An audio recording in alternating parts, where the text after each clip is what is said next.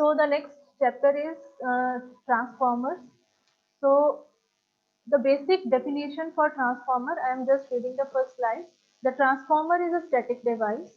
It is used to transfer electrical energy from one AC circuit to the another AC circuit. Okay, that means, what do you mean by the static device? Static device means a transformer has no rotatory parts. ठीक है, इसमें transformers में कोई भी rotatory parts नहीं होते हैं, सारे स्टैटिक डिवाइसेस ही होते हैं. तो this is also the main reason कि ट्रांसफॉर्मर की एफिशिएंसी सबसे ज्यादा होती है out of all the electrical machine. जितनी भी इलेक्ट्रिकल मशीन हैं जैसे जनरेटर्स हैं, मोटर्स हैं, तो ट्रांसफॉर्मर की जो एफिशिएंसी है इट इज द हाईएस्ट. तो the reason behind this is it is a static device. ठीक है, ट्रांसफॉर्मर की एफिशिएंसी कई बार अगर पूछा जाता है कि what is the approximate efficiency, तो इट्स एफिशिएंसी इज 94%, 95%, 96%. ठीक है, 100 नहीं हम बोलते, 100 is the case for the ideal transformer. तो आइडियल नहीं होता, there are some losses are there, but the transformer is a highly efficient machine. Why it is highly efficient machine? Because it is a static device. It has no rotatory parts in it. Okay, and the next it is written that it is used to transfer electrical energy from one AC circuit to the another AC circuit. ठीक है, ये electrical energy को transfer करता है एक circuit से दूसरे circuit से. ठीक है, जैसे तुम्हें बोर्ड पे दिख रहा है कि there are two types, two winding, primary winding is there, secondary winding is there. ठीक है, so the transformer transfers the energy from primary side to the secondary side. तो इस ट्रांसफर ऑफ एनर्जी में there is the change in voltage, voltage change होती है, there is change in current, whether there is change in power और not. Power change होगी कि नहीं होगी? Yes, anybody? होगी. पावर चेंज होगी. If I said that the transformer, no ma'am, because primary और सेकेंडरी में VI सेम ही तो होगा, V1 I1 equal V2 I2 sum I guess. yes yes, the power is not changing. ठीक है, so as you seen on the board, see the figure. ठीक है, as you see on the board, just from that figure tell me that it is a step up transformer or step down transformer. क्या लगता है तुम्हें? which type of transformer is this step जो down, मैंने draw किया है? Step down, step yes, down. it is a step down transformer. ठीक है, see the number of turns, the number of turns on the primary side is more as compared to the number of turns on the secondary side. ठीक है, तो secondary की number of turns को हम N2 बोल रहे हैं, primary को N1 बोल रहे हैं. तो N2 is less than N1, so it is a step down transformer. तो स्टेप डाउन ट्रांसफॉर्मर में क्या कंडीशंस हो जाती हैं कि V2 is less than V1. ठीक है, आउटपुट जो वोल्टेज है ट्रांसफॉर्मर की वो कम है as compare to the input voltage, and if output voltage is less the output current is more. ठीक है, अगर जिस साइड पे वोल्टेज कम है तो उस साइड का करंट ज्यादा होगा. तो that's why we said that there is no change in the power. ठीक है, power on the primary side and on the secondary side remain same. Power दोनों साइड्स पे सेम रहेगी. थोड़ा सा जो डिफरेंस आता है पावर में क्योंकि एफिशिएंसी जो है इट्स नॉट 100%, 100% एफिशिएंसी नहीं आती. There is a little change in power. वो क्यों आएगा? Due to the losses, losses के कारण आएगा. Otherwise for the ideal transformer from the primary to secondary side there is change in the voltage, there is change in the current. ठीक है, current कम या ज्यादा होगा but there is no change in the power. And also there is no change in the frequency. Frequency जो हमारी standard 50 hertz frequency है it remains the same. There is no change in the frequency of the primary side and on the secondary side. Okay, so this is our first point. Second is input to transformer and output from the transformer both are alternating quantities. Transformer totally works upon the AC supply. ठीक है, transformer AC supply के ऊपर ही चलता है. Electrical energy is generated and transmitted at an extremely high voltages. The voltage is to be then reduced to a lower value for its domestic and industrial use. ये तुम्हारे खैर syllabus में नहीं आता है इतना ज्यादा, बट जो जनरेशन होती है इलेक्ट्रिकल एनर्जी की in the thermal power plants और इन द हाइड्रो प्लांट्स और इन द न्यूक्लियर प्लांट्स, वो बहुत ही हाई वोल्टेज की होती है। ठीक है, generation is generally done at 11 kV, and what is the voltage level in our houses? 220। Yes, it is 220 volts. ठीक है, जनरेशन हो रही है 11 kV पे, ट्रांसमिशन उससे भी ऊपर होती है, ट्रांसमिशन 220 kV पे होती है या 132 kV पे होती है। ठीक है, या 66 kV पे हम ट्रांसमिशन करते हैं हाई वोल्टेज के ऊपर, ताकि लॉसेस कम। ठीक है, लेकिन जो हमारे डोमेस्टिक यूज के लिए सप्लाई हमारे घर में पहुंचती है, दैट इज जस्ट 220 वोल्ट। ठीक है, generation and transmission is in the kV, 1000 kV volt. ठीक है, so very high energy is generated and transmitted, और जो वहां पे जनरेटिंग स्टेशन के ऊपर जो ट्रांसफार्मर्स लगे होते हैं, and that transformers are called as the power transformer. ठीक है, जो मेनली इलेक्ट्रिकल स्टूडेंट्स हैं, जो इलेक्ट्रिकल ब्रांच से रिलेटेड है, उनको आगे जाके बहुत डिटेल में पढ़ना है ये transformer, different types of transformer. ठीक है, जो वहां पे सबस्टेशंस वगैरह में लगे हैं, that are called as the power transformers, generating stations पे हैं, there are different types of transformers. But यहाँ पे हमने जस्ट एक बेसिक्स कवर करने हैं कि तुम्हें सबको थोड़ा सा आइडिया हो जाए what is the transformer. So this generation and transmission is done by using the transformer. It is a device. Okay. The power transmission system using transformers is shown in the figure. This is the basic transmission system. When the transformer changes the voltage level, it changes the current level. जैसे हमने अभी discuss किया था कि step down के case में current increase हो जाता है, but the voltage decrease, voltage decrease होती है, आउटपुट पे करंट इंक्रीज हो जाता है। So this is the basic generating station or power transmission system. Firstly, there is a block of generation station.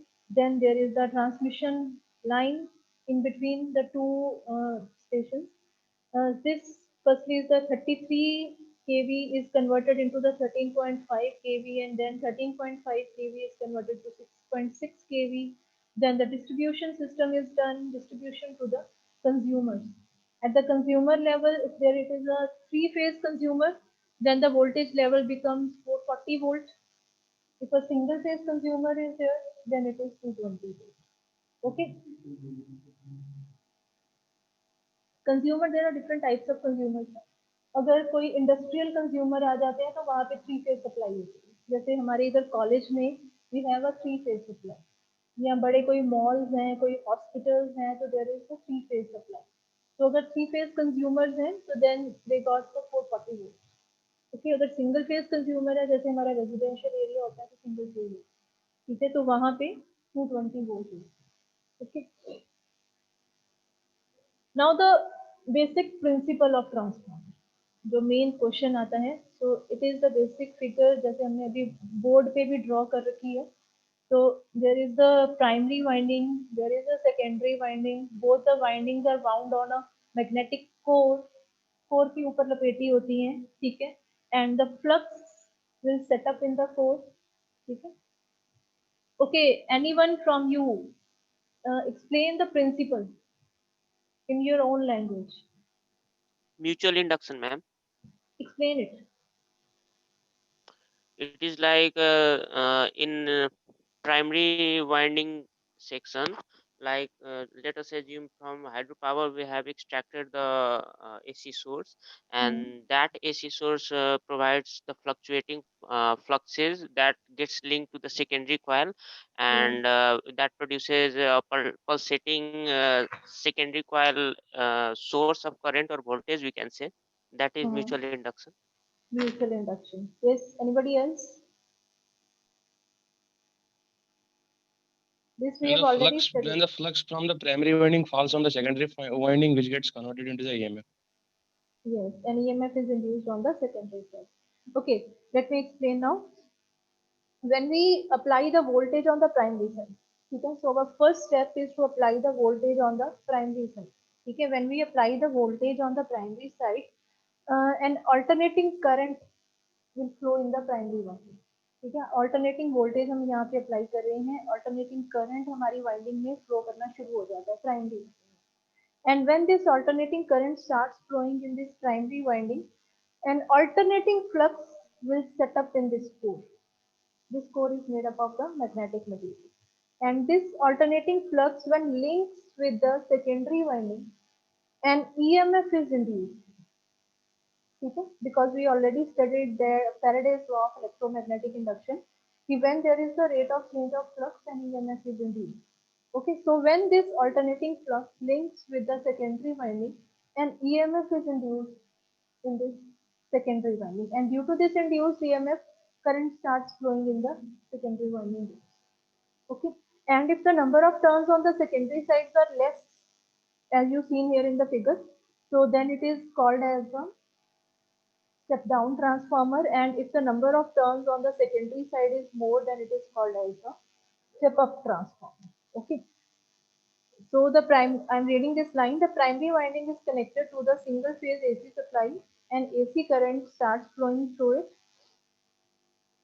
The AC primary current produces an alternating flux in the core, and most of this changing flux, you can say alternating flux भी लिख सकते हो यहाँ पे. Changing flux gets linked with the secondary winding through the core. The varying flux will induce voltage in the secondary winding, according to the Faraday's law of electromagnetic induction. Okay. The voltage level change, but the frequency, that is the time period, remains the same. ठीक है, ये हमने already discuss किया कि frequency नहीं change होती, frequency remains the same. There is no electrical contact between the two windings, and electrical energy gets transferred from primary to secondary. ठीक है, मतलब प्राइमरी साइड से सेकेंडरी साइड पे वोल्टेज ट्रांसफर हो रही है without any electrical contact, without any electrical wire. ठीक है, प्राइमरी साइड और सेकेंडरी साइड में कोई वायर कनेक्टेड नहीं है आपस में. They are totally electrically disconnected from each other. They are connected magnetically. ठीक है, the power is transferred or the energy is transferred from primary side to secondary side magnetically, not electrically. Okay, so this is the basic principle of transformer. A simple transformer consists of two electrical conductors called the primary winding and the secondary. Energy is coupled between the windings by the time varying magnetic flux that passes through both primary and secondary. ठीक है, आपको अगर exams में ये लिखना आता है कि explain the principle of transformer, तो इसको बड़ी डिटेल में एक्सप्लेन करना है. Don't just right the name की Faraday's law of mutual induction. You have to explain it in detail. Okay. Now next very important question, can the transformer operate on DC? ये question बहुत आता है generally exams में. Can the transformer operate on DC? And if the answer is no, why? Reason पूछा जाता है उसके पीछे. Yes, anybody from you? Because if the source is DC, there is no any alternating quantity, and if there is no any alternating quantity, there is no any change in flux. If there is no any change in flux, the Faraday's law fails, and therefore Because in case of DC, the Faraday's law is not possible. ठीक है, Faraday's law is possible only in case of the alternating flux, जहाँ पे changing flux है, और changing flux हमें DC के case में नहीं मिल सकती. ठीक है, क्योंकि DC के केस में जब हम सप्लाई देते हैं, there is a constant supply, there is no alternating. ठीक है, और इसी के साथ एक और क्वेश्चन जो अटैच होता है, that is why. एक तो ये आ जाता है कि why it's not works on DC, and if we supply the DC supply, then what happens? ठीक है, अगर बाय मिस्टेक हम डीसी सप्लाई दे देते हैं ट्रांसफार्मर को, तो व्हाट हैपेंस, क्या होगा उसका? यस, अगर बाय मिस्टेक कोई डीसी सप्लाई दे देता है, देन व्हाट हैपेंस, क्या होगा? वर्क ही नहीं करेगा. ठीक है, ट्रांसफार्मर में एक सैचुरेशन क्रिएट हो जाती है. ठीक है, कई बार जो ट्रांसफार्मर होता है वो ब्लॉक भी हो जाता है. ठीक है, अगर हाँ स्ट्रॉन्ग मैग्नेट बन जाएगा. हाँ, वो स्ट्रॉन्ग मैग्नेट बन जाता है. Yes, very correct.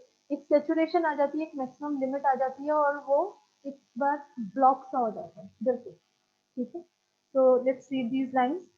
The transformer action does not take place with the direct current of constant magnitude, क्योंकि डीसी का मैग्नीट्यूड कांस्टेंट होता है, तो ट्रांसफॉर्मर एक्शन नहीं है।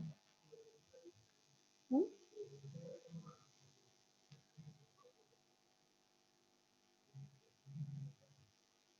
नहीं, वो नहीं। Because with the DC primary current, the flux produced in the core is not alternating, but it is of the constant value. ठीक है, DC में alternating नहीं होता. As there is no change in the flux linkage with the secondary winding, the induced EMF in the secondary is zero. ठीक है. If DC is applied to the primary, then there is a possibility of transformer core saturation. ठीक है, जो अभी हमने बात की थी कि ट्रांसफॉर्मर कोर सैचुरेशन की प्रॉब्लम आ जाती है, ट्रांसफॉर्मर एक तरफ से ब्लॉक हो जाता है. If the core saturates, the primary will draw excessively large current, बहुत ज़्यादा हाई करंट ड्रॉ करता है. Therefore, the application of DC should be avoided. तो हम जनरली अवॉइड करते हैं, हमारा ट्रांसफॉर्मर टोटली खराब भी हो जाता है. ठीक है.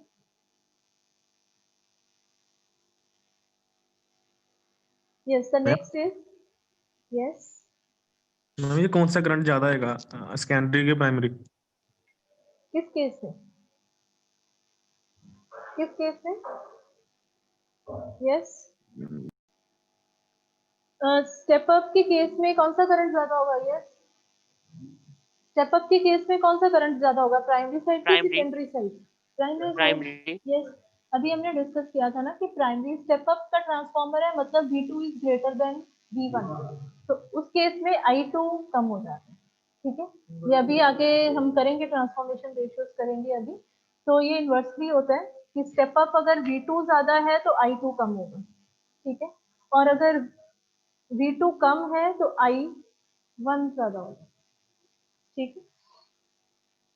Now next is the different types of transformers. The transformers are of different types depending on the arrangement of the core and the windings as follows. The first one is the core type transformer, shell type transformer and the berry type transformer.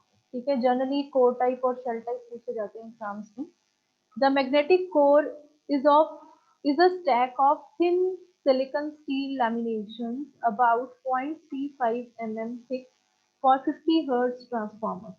Okay, in order to reduce the eddy current losses, these laminations are insulated from one another by thin layers of varnish.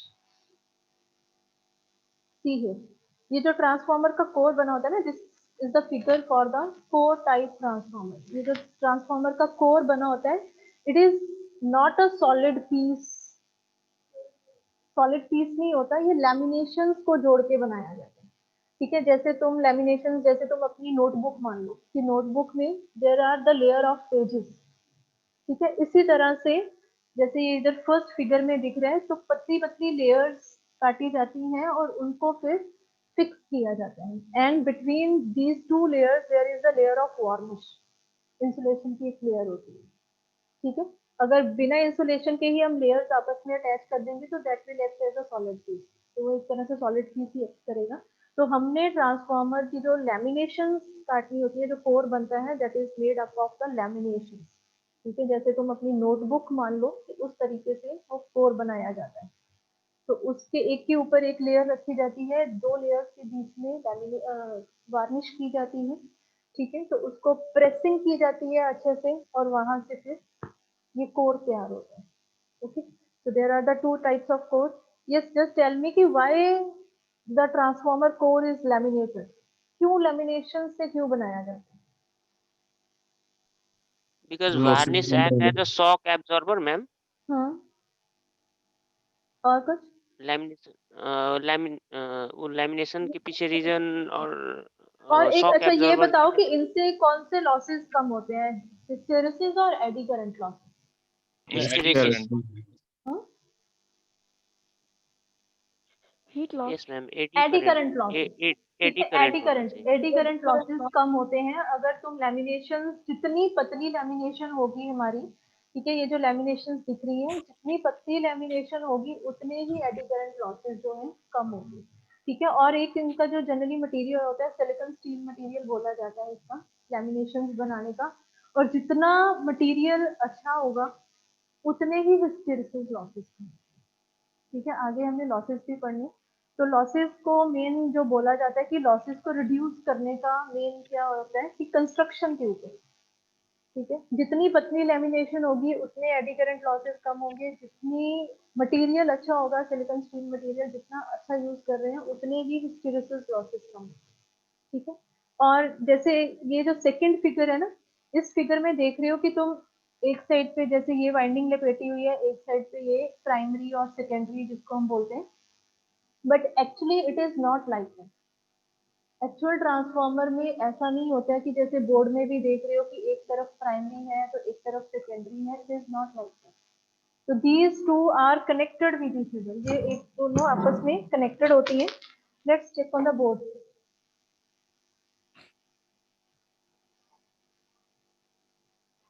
ठीक है, जैसे ये board पे देख रहे हो, ये मैं इसको ना दोबारा से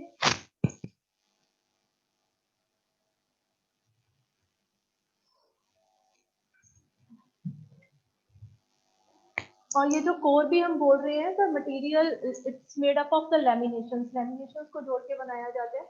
तो for the core type transformers में क्या होता है, तो इस केस में the laminations are cut in the form of L shaped lamination, generally इनको बोलते हैं। एक लैमिनेशन इस फॉर्म में कट की जाती है, देन प्लस जो सेकेंड लैमिनेशन होगी वो हमारी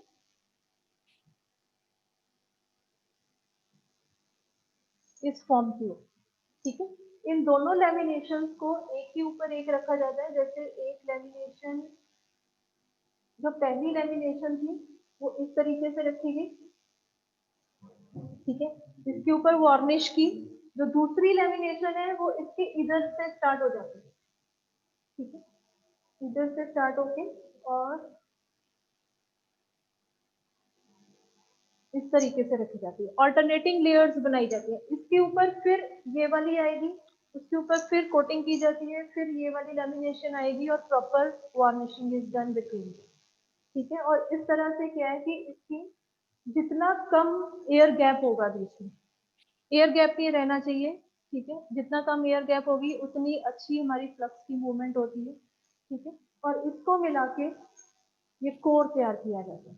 ठीक है, तो दिस इज द कोर, और sometimes these are the L shape lamination, L shape, या फिर इसको कई बार ये वाली shape C and I shape की होती है। अगर कभी तुम्हें मौका मिलेगा बाद में ट्रांसफार्मर की इंडस्ट्री में ट्रेवल करने का, कहीं पे जाने का, ठीक है, देखने का, तो वहां पे तुम देखोगे कि ट्रांसफार्मर की कंस्ट्रक्शन कैसे की जाती है। ओके, तो इस सी और आई शेप में जो जनरली यूज किया जाता है, तो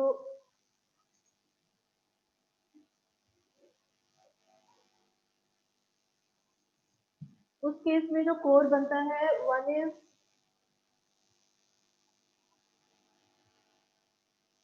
one set is cut in this shape plus the second is cut in this shape। ठीक है, इसको अल्टरनेटिवली एक के ऊपर एक रखा जाता है, पहले जैसे ये रखी गई और दूसरी इसके ऊपर यहाँ पे आ जाती है, और इसके ऊपर फिर से वो लेयर एंड अल्टरनेटली इस प्रोसेस। ठीक है, और कोर के ऊपर जो फिर बाद में वाइंडिंग की जाती है, द वाइंडिंग इज ऐसे नहीं होता है कि एक तरफ पे प्राइमरी है या एक तरफ पे सेकेंडरी वाइंडिंग है, it is not like that. ठीक है, वाइंडिंग्स को हम अभी तुम उसको प्राइमरी सेकेंडरी बोल रहे हो, बट आगे चल के हम जो इसको नाम देते हैं that is called as the LV winding और एचवी वाइंडिंग, हम जनरली इसको यही बोलते हैं। ठीक है, LV winding mean low voltage winding और हाई वोल्टेज वाइंडिंग। ठीक है, लो वोल्टेज वाइंडिंग और हाई वोल्टेज वाइंडिंग। ठीक है, और low voltage winding means number of turns are less, इसकी नंबर ऑफ टर्न्स कम होती है as compare to the number of turns of high voltage winding. High voltage में number of turns ज्यादा होंगे। ठीक है, और कोर के पास जनरली लो वोल्टेज वाइंडिंग की जाती है। ठीक है, कोर के पास हम लो वोल्टेज वाइंडिंग करते हैं, इसको मैं जनरली ऐसे ही रिप्रेजेंट कर रही हूँ सिलेंड्रिकल शेप में, दोनों तरफ, दोनों लिम्ब के ऊपर, इसको लिम्ब बोलते हैं, लिम्ब 1 लिम्ब 2। कोर के ऊपर लो वोल्टेज वाइंडिंग की जाती है और कोर के ऊपर पहले इंसुलेशन आएगी, फिर इसके ऊपर वाइंडिंग आएगी, ठीक है। और लो वोल्टेज वाइंडिंग के बाद फिर इंसुलेशन आती है और फिर ऊपर high voltage winding, and these low voltage windings are connected, ये कनेक्टेड है आपस में दोनों लिम्ब्स की, जो दोनों लिम्ब्स की लो वोल्टेज वाइंडिंग है, they are connected with each other. इसके ऊपर फिर हाई वोल्टेज वाइंडिंग है, ये ऊपर से हाई वोल्टेज वाइंडिंग आ जाती है और ये भी आपस में कनेक्टेड होती है। और क्वेश्चन कई बार आ जाता है कि why the low voltage winding is near the core, core के पास क्यों है low voltage winding, high voltage winding core के पास क्यों है, ठीक है। क्योंकि अगर लो वोल्टेज वाइंडिंग हम कोर के पास रखेंगे तो हमें इंसुलेशन कम करनी पड़ेगी, कम इंसुलेशन करनी पड़ेगी, ठीक है। अगर हाई वोल्टेज वाइंडिंग हम कोर के पास रख देंगे तो उसके लिए इंसुलेशन ज्यादा चाहिए, ठीक।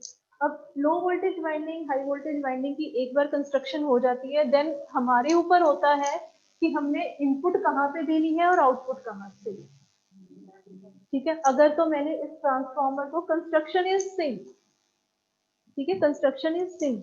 तो अगर मैंने अपने ट्रांसफॉर्मर को स्टेप अप ट्रांसफॉर्मर बनाना है तो स्टेप अप में मैं आउटपुट यहाँ से ले लेते हैं, आउटपुट यहाँ से ले लेंगे और इनपुट हम लो वोल्टेज पे दे देंगे, Vi इज द इनपुट, ठीक है। मैम ये इनपुट हम, मैकेनिज्म समझ नहीं आ रहा। मैं इसको फिर से एक्सप्लेन कर देती हूँ, ठीक है। अगर तो ट्रांसफॉर्मर की एक बार जो कंस्ट्रक्शन होती है ना बेटा, that is the same, low voltage winding को हमेशा कोर के पास रखा जाता है और हाई वोल्टेज वाइंडिंग को कोर से दूर रखा जाता है। कोर के पास लो वोल्टेज वाइंडिंग क्यों रखी जाती है, क्योंकि इंसुलेशन कम करनी पड़े, ठीक है, that's the main reason behind that, ठीक है। अब अगर मेरे ट्रांसफॉर्मर को, मैंने अपना ट्रांसफॉर्मर को स्टेप अप ट्रांसफॉर्मर बनाना है, तो स्टेप अप के लिए कंडीशन क्या रहती है, स्टेप अप के लिए कंडीशन होती है V2 is greater than V1, this is the condition for step up, ठीक है। तो स्टेप अप के लिए मैं क्या करूंगी कि ये मेरी कंस्ट्रक्शन हो गई एक बार ट्रांसफॉर्मर की, तो स्टेप अप में जो इनपुट वोल्टेज है वो मैं लो वोल्टेज वाइंडिंग के, यहाँ से टर्मिनल्स बाहर निकल जाते हैं वाइंडिंग के, ये लो वोल्टेज वाइंडिंग के टर्मिनल्स बाहर आ जाएंगे, ठीक है। Let me shade this portion of low voltage winding, ठीक है। ये जो मैंने शेडेड किया है ये मेरी लो वोल्टेज वाइंडिंग है, जो कि दोनों तरफ, दोनों लिंक्स के ऊपर कनेक्टेड है, ठीक है। यहाँ से मैंने दो टर्मिनल्स बाहर निकाल लिए लो वोल्टेज वाइंडिंग के, और ये हाई वोल्टेज वाइंडिंग के टर्मिनल्स मैंने इधर से निकाल लिए, ठीक है। और अगर मुझे स्टेप अप ट्रांसफॉर्मर बनाना है तो मेरी V1 कहाँ से जाएगी, यस, हाँ जी, अगर मुझे स्टेप अप बनाना है तो मैं V1 इधर देती हूँ या इधर, स्टेप अप करना है मेरे को स्टेप अप करना है, मेरे को V2 ज्यादा चाहिए, ठीक है। तो मैं V1 अपने यहाँ पे दे देती हूँ, प्राइमरी में यहाँ पे लगाऊंगी और सेकेंडरी में यहाँ पे लगाऊंगी, ठीक है। अगर मेरे को स्टेप डाउन करना है, बेटा सब, अगर मेरे को अपना ट्रांसफॉर्मर स्टेप डाउन ट्रांसफॉर्मर की तरह चलाना है तो for that V1 is greater than V2, यहाँ पे 1 और 2 क्या है, 1 और 2 are the primary and secondary, ठीक है। ये जो मैंने 1 और 2 लिखा है, this represents your primary and secondary windings, ठीक है। अगर मुझे स्टेप डाउन ट्रांसफॉर्मर करना है अपना, तो स्टेप डाउन ट्रांसफॉर्मर में मेरी V2 कम होगी, सेकेंडरी वोल्टेज, आउटपुट वोल्टेज कम होगी for the step down transformer, ठीक है। और कम वोल्टेज मेरे को कौन सी वाइंडिंग से मिलेगी, लो वोल्टेज वाइंडिंग,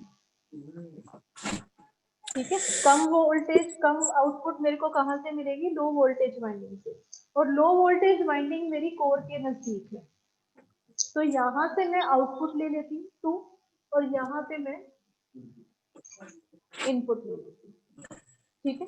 तो this is the main construction जो हम सिंपली ड्रॉ कर देते हैं ना, it's like this, and on one side primary and one side on secondary, so it is not like that, ऐसे नहीं होते, ठीक है, the actual construction is like this. Yes, mute your mics. मुझे म्यूट माइट करो यार. Yes. Okay, so this is the theory behind the how the core is constructed. Now the second category of core is, this one is the core type transformer, जो इस तरीके से दिखता है हमें स्क्वायर शेप का, ये कोर टाइप ट्रांसफॉर्मर होता है. अब एक और तरह का ट्रांसफॉर्मर होता है हमारे पास, that is the shell type transformer. ठीक है, शेल टाइप ट्रांसफॉर्मर के केस में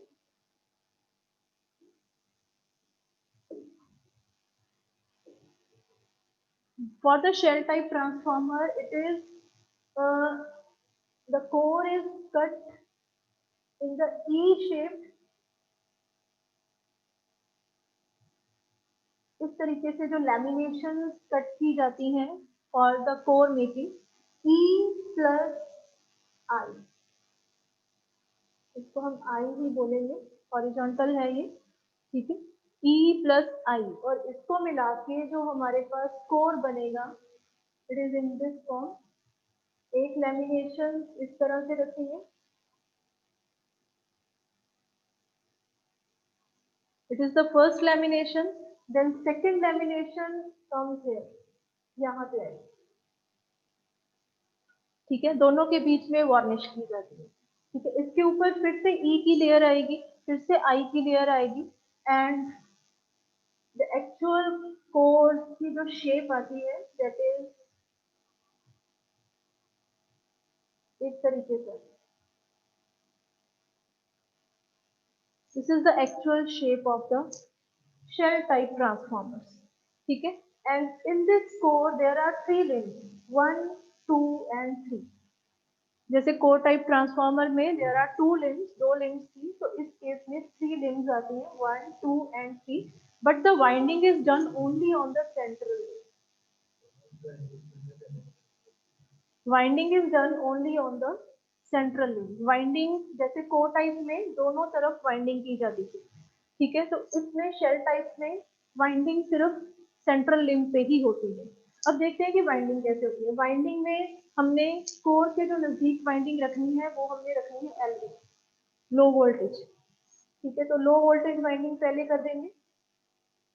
let us suppose this is my low voltage winding. ठीक है, एक्चुअली ऐसे कॉइल्स भी होते हैं. Okay, this is the low voltage winding near the core. Why the low voltage winding is near the core? Because of the insulation. Insulation हमें कम करनी पड़े. And above this low voltage winding, an insulation is given. Then the high voltage winding is done on it. इसके ऊपर high voltage winding की है. दोनों के बीच में कोई contact नहीं है. They are properly insulated from each other. ठीक है, कांटेक्ट क्या होगा? मैग्नेटिकली कांटेक्ट होगा इनका. ठीक है, 2 टर्मिनल यहाँ से बाहर निकाल देंगे हाई वोल्टेज के. ठीक है, 2 टर्मिनल यहाँ से बाहर निकाल देंगे लो वोल्टेज. ठीक है, ये लो वोल्टेज के टर्मिनल है और यहाँ पे हमारे हाई वोल्टेज के टर्मिनल है. ठीक है, नाउ यू टेल मी, अगर मेरे को स्टेप अप बनाना है, if I have to make step up transformer, step up के लिए जो condition है that is V2 is greater than V1, then where is V1 and where is V2? My 1 and 2 represents the primary and secondary side, input output. ठीक है, 1 means primary, 2 means secondary. या फिर बोल दो 1 means input and 2 means output. So for the step up transformer, where is V1 and where is V2? Yes, anybody? Ma'am, V1 is at the bottom side and V2 is at the top side. V1 यहाँ पे होगी. ठीक है, यहाँ पे V1 होगी और यहाँ पे V2 होगी. ठीक है, मैम मैंने because तुक्के में for the बोला है step up, इसका yes, reason yes. Just assume करके बोल दिया मैम, उतना अच्छा से नहीं कॉन्फ़िगर देखो कर बेटा, पा रहे हैं. स्टेप अप के लिए मेरी जो आउटपुट है वो ज्यादा होनी चाहिए. ठीक है, और आउटपुट तो हाई वोल्टेज पे ही ज्यादा होगी. ठीक है, तो V2 कहाँ पे yes. आ जाएगी? हाई वोल्टेज साइड पे आ जाएगी. Okay, and for step down, step down के लिए V1 मैम is मैं बोलूं? greater than V2. Yes ma'am, ठीक है, प्राइमरी वाइंडिंग में हाई हाँ, वोल्टेज तो जो that is primary V1 is winding है ऑफसेट। वो हाई वोल्टेज की साइड पे आ जाएगी। ठीक है, अगर मुझे स्टेप डाउन करना है इसी ट्रांसफार्मर को, ठीक है, क्योंकि ट्रांसफार्मर की कंस्ट्रक्शन नहीं चेंज होगी, बट हम सेम ट्रांसफार्मर को स्टेप अप या स्टेप डाउन में चेंज कर सकते हैं। ठीक है, क्योंकि हमारे पास ये टर्मिनल कंस्ट्रक्शन में से बाहर होते हैं, सारे जो टर्मिनल्स हमने जहाँ पे इनपुट्स आउटपुट्स अपनी कनेक्ट करनी है। तो अगर हमने ट्रांसफार्मर को स्टेप डाउन करना है तो हमारी प्राइमरी साइड ज्यादा है as compare to our secondary side, input ज्यादा है as compare to the output. ठीक है, इनपुट ज्यादा है मतलब इनपुट हाई वोल्टेज के ऊपर है, तो हाई वोल्टेज पे इनपुट देनी है, तो यहाँ पे V1 आ जाएगा और यहाँ पे V2 आ जाएगा। Okay, so the same transformer will act as the step up transformer or step down transformer. Okay, so this is the construction for the shell type transformer. So it is E and I type construction. And how these windings are done. ठीक है, वो भी windings का भी अभी थोड़ा सा discuss करते हैं। And this type of winding, जैसे हमने कोर की डिफरेंट टाइप्स देखी हैं कि core is of core type या फिर शेल टाइप कोर होता है, दो तरह का मेन जो कोर बोला जाता है। ठीक है, तो windings is also of different types. ये जो हमने वाइंडिंग यहाँ पे बनाई है ना, तो this one is called as the cylindrical type winding. This is called as cylindrical type winding. एक के ऊपर एक लेयर होती है। ठीक है, low voltage winding, high voltage winding, they are concentrically to each other. ठीक है, कोर के ऊपर पहले लो वोल्टेज वाइंडिंग आएगी due to the insulation problem, and then there is the high voltage winding bar, और प्रॉपरली इंसुलेशन होती है, हर जगह पे इंसुलेशन। कोर के बीच में लैमिनेशंस में भी इंसुलेशन है, कोर और फर्स्ट वाइंडिंग के बीच में भी इंसुलेशन है, लो वोल्टेज और हाई वोल्टेज के बीच में भी इंसुलेशन। तो इलेक्ट्रिकल एनर्जी जो ट्रांसफर हो रही है that is due to the magnetic effect, उसके कारण ट्रांसफर होती है। Okay, this type of winding is called as the cylindrical type winding. And the second another type of winding is जो हम मेन बोलेंगे that is the sandwich type.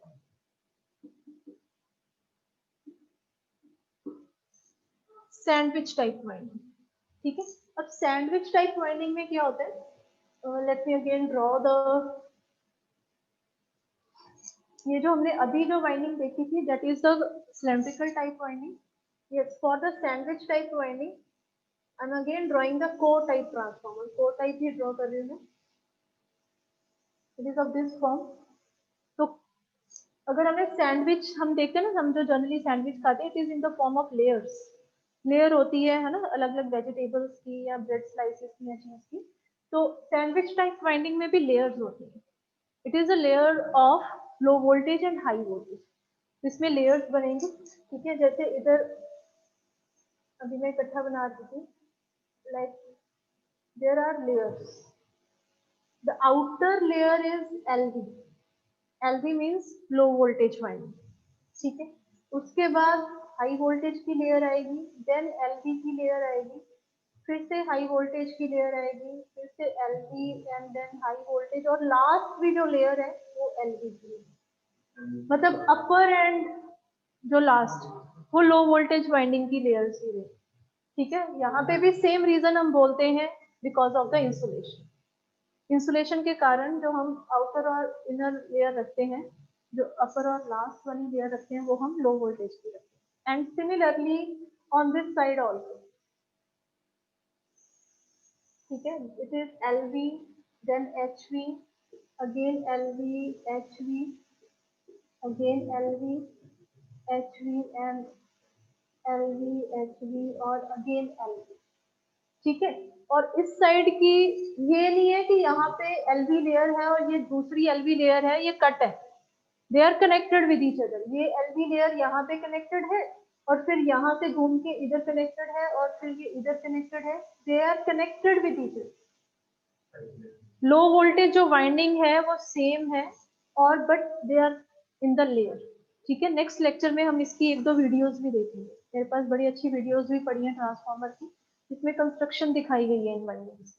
Ma'am ठीक है, वो इसका भी check 3D करें। विजुअलाइजेशन इजी होता है हाँ, मैम, ऐसे 2D यस में यस यस, वही वीडियोस दिखानी है मैंने तुम लोगों को, या तुम लोग खुद भी सर्च कर सकते हो, यूट्यूब पे बहुत वीडियोस पड़ी हैं इसकी। ठीक है, ट्रांसफार्मर की 3D उन्होंने दिखाई हुई एनिमेशंस प्रॉपर फाइंडिंग्स, तो वो देख लेना चाहिए, अदरवाइज हम नेक्स्ट सेक्शन में शेयर करेंगे। Okay, so this type of winding is called as the, this is called as the sandwich type winding. ठीक है, so there are two types of cores, there are two types of windings. ठीक है, अभी हम वापस इधर PPT के ऊपर ही चलते हैं।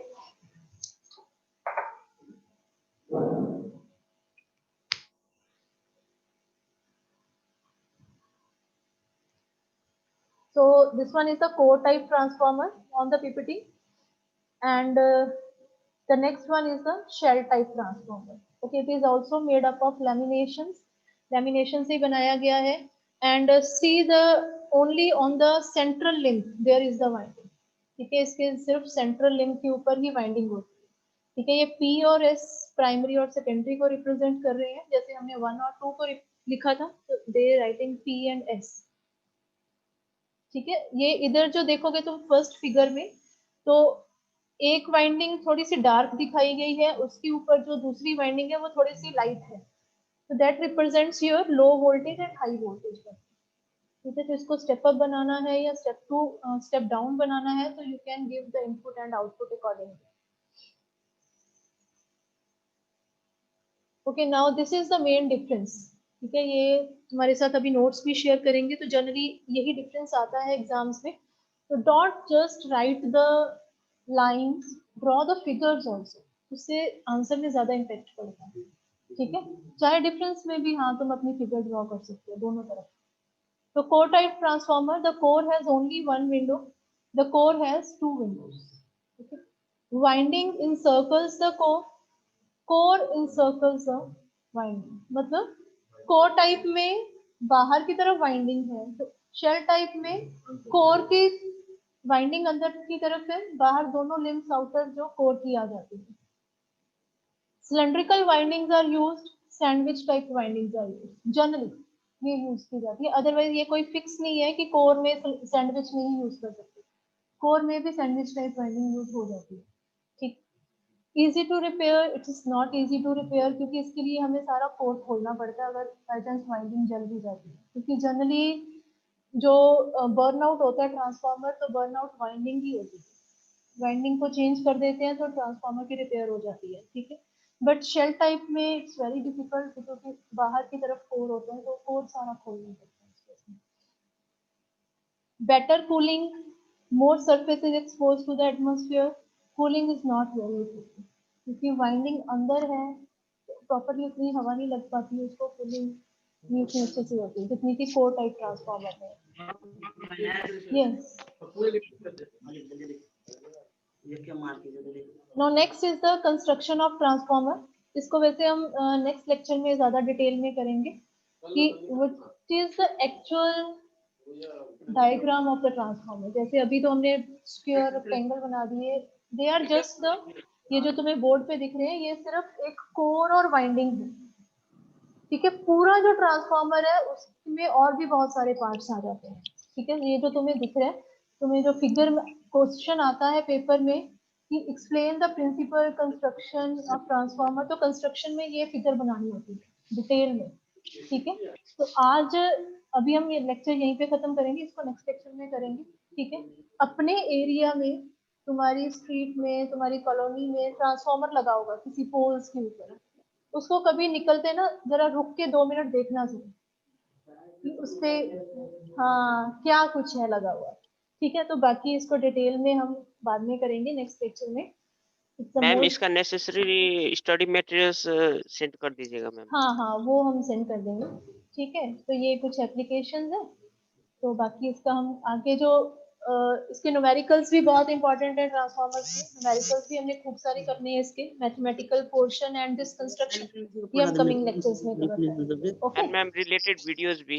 या ठीक है, घर में जाता वो हाँ जी, इतने में किसी की कोई क्वेरी हो तो पूरा पेपर लाना चाहिए।